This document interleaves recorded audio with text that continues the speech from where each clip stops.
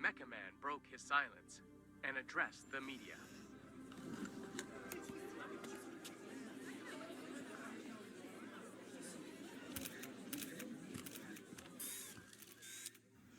There's been a lot of speculation about my health and the state of the Mechaman suit, and I'm here to put that speculation to rest. The suit has been damaged beyond my ability to repair, so I will be stepping back from superhero work, effective immediately.